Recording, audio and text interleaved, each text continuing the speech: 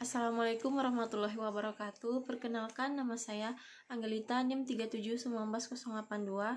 Saya mahasiswa dari kampus IAIN Bukit Tinggi, Prodi Manajemen Bisnis Syariah, Fakultas Ekonomi dan Bisnis Islam. Di sini saya akan membacakan presentase dari tugas manajemen keuangan syariah yang berjudul Anggaran Piutang. Yang pertama ialah pengertian anggaran piutang. Piutang adalah hak menagih sejumlah harta dari kreditur kepada debitur yang bersedia melunasinya pada waktu mendatang. Dimaksud dengan anggaran piutang ialah budget yang direncanakan secara sistematis dan lebih terperinci tentang jumlah piutang beserta perubahannya dari waktu ke waktu selama periode tertentu yang akan datang. Dari pengertian tersebut dapatlah diketahui bahwa anggaran piutang selain pengurangan piutang sebagai akibat adanya pelunasan oleh pihak debitur. Jadi, anggaran piutang adalah besarnya piutang dari transaksi penjualan secara kredit yang dilakukan perusahaan. Yang kedua, jenis dan kegunaan anggaran piutang. Ada beberapa jenis piutang, diantaranya 1. Piutang wesel. Piutang wesel adalah piutang yang didukung janji tertulis dalam berbentuk wesel. 2. Piutang usaha. Piutang usaha adalah piutang yang timbul sebagai akibat menjual barang atau jasa secara kredit atau usaha pokok perusahaan.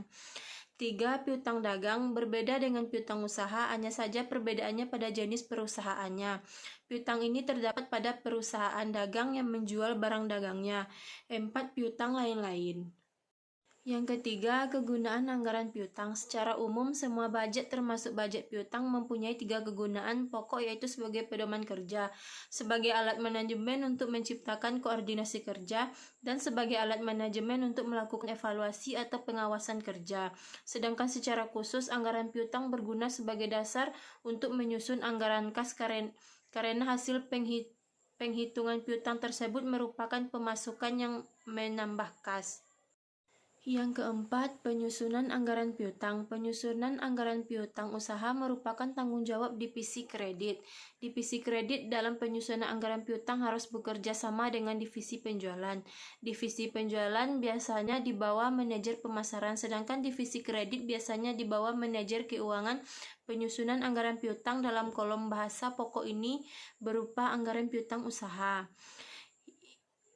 Yang kelima, faktor-faktor yang mempengaruhi anggaran piutang. 1. Rencana penjualan yang tertuang dalam budget penjualan.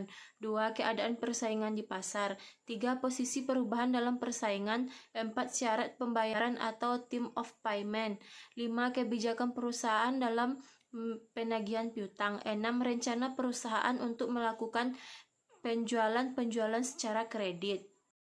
6. Manfaat penyusunan anggaran. 1. Dapat diperkirakan posisi piutang pada berbagai waktu. 2. Dapat diketahui jumlah piutang yang sudah waktunya untuk ditagih. 3. Dapat diperkirakan arus kas yang berasal dari penjualan kredit. 7. Pengaruh penjualan kredit. 1. Jangka waktu kredit yang diberikan. 2. Tingkat perputaran penagihan piutang. 3. Situasi usaha pada umumnya.